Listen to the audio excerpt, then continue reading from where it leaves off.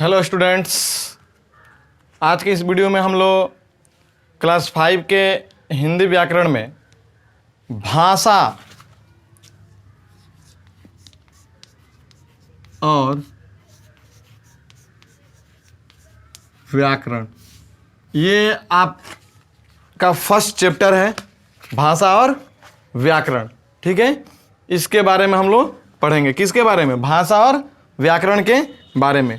आप देख रहे होंगे अपने पुस्तक में कि 3 फिगर दिया गया है।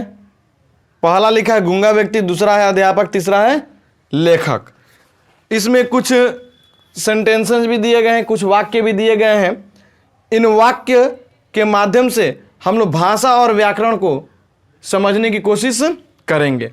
पहला जो दिया है, कह रहा है कि मनुष्य ही एक ऐसा प्राणी है जिसे ईश्वर ने सोचने समझने और अपने भावों को व्यक्त करने की शक्ति दी है। यानी कि पूरे संसार में, पूरी दुनिया में मनुष्य ही एक ऐसे प्राणी है। ऐसे तो हमारे पृथ्वी पर बहुत से प्राणी हैं, जैसे कि अगर हम कहें गाय, गाय भी एक प्राणी है।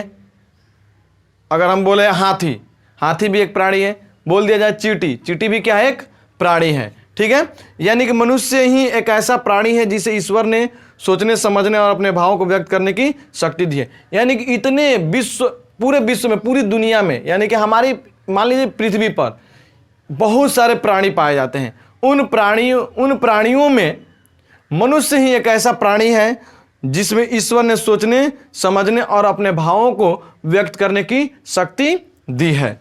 मनुष्य अपनी भावनाओं को व्यक्त करने के लिए इशारों का प्रयोग करता है, बोलकर भावों को व्यक्त करता है, अगर बोलकर भावों को व्यक्त करता है, अगर इससे भी अगर कोई नहीं समझता है तो क्या करता है? उसके बाद लिखकर अपने भावों को व्यक्त करता है। यानी आवश्यकता पड़ने पर लिखकर अपने भावों को व्यक्त किया जाता है। यानी कि हम तीनों माध्यमों का मूल आधार क्या मानते हैं? भाषा मानते हैं। क्या मानते हैं?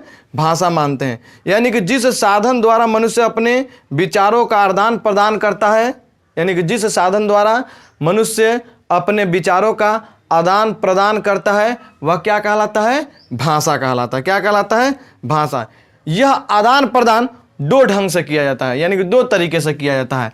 एक बोलकर और दूसरा लिखकर। एक बोलकर और दूसरा लिखकर। इस प्रकार भाषा के प्रयोग के आधार कितने हैं? आधार से कितने रूप हैं? 2 रूप हैं, मौखिक और लिखित। और मौखिक और लिखित भाषा को समझने के लिए आप क्लास 3 और 4 का जो वीडियो मैंने हिंदी व्याकरण का बनाया है उसे एक बार अवश्य देख लीजिएगा। मौखिक भाषा मैं समझा दे रहा हूं फिर से आप लोगों को भी कि भाषा के 2 रूप। कितने रूप? 2 रूप। कौन कौन से? भाषा के 2 रूप कौन कौन से होंगे? 2 रूप, मौखिक और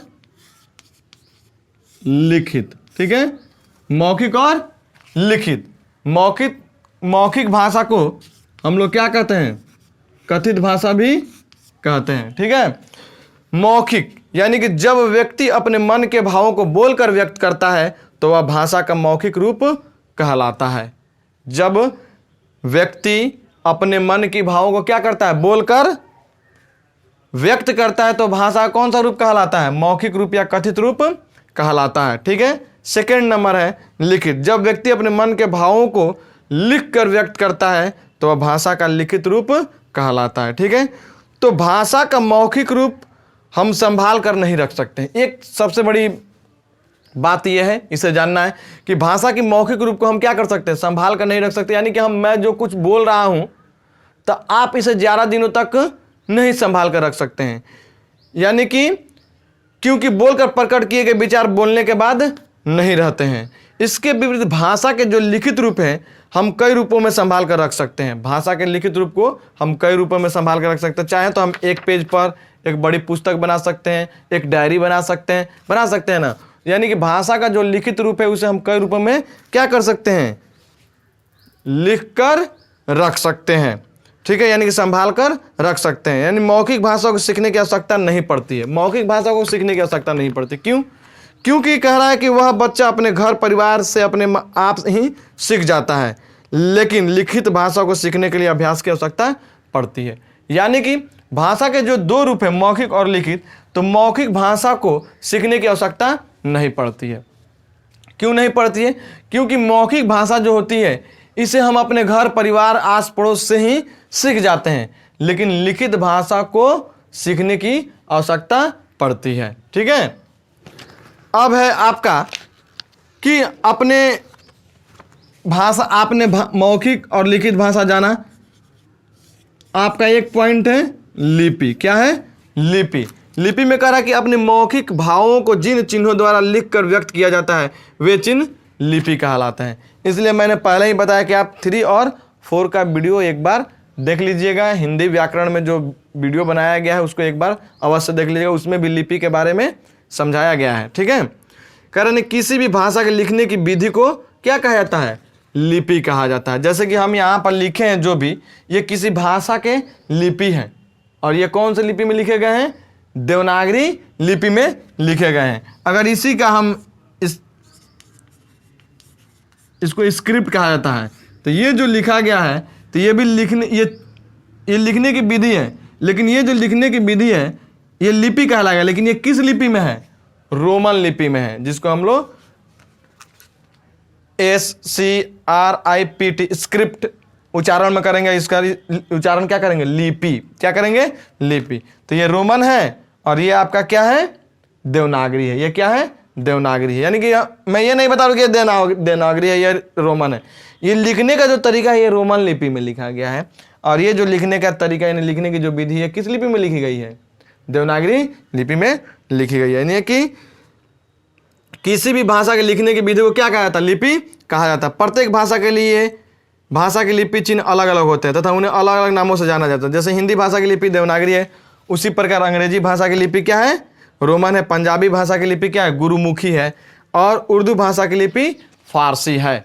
इससे पहले हम संस्कृत और मराठी क्लास 4 के जो वीडियो उसको देख लीजिएगा। संस्कृत और मराठी भाषा की जो लिपि है वो भी क्या है? देवनागरी लिपि में भी है। लेकिन उर्दू भाषा की लिपि क्या है?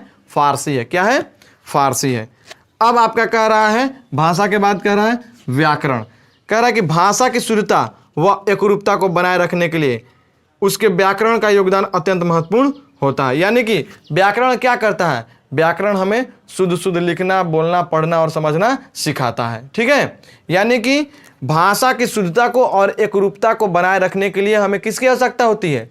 व्याकरण की आवश्यकता होती है। व्याकरण के ज्ञान को प्राप्त कर हम भाषा का शुद्ध प्रयोग करना सीख सकते हैं। जब तक व्याकरण के नियमों को सही जानकारी नहीं हो जाती हम भाषा का सही रूप लिखने और बोलने में समर्थ नहीं हो पाते।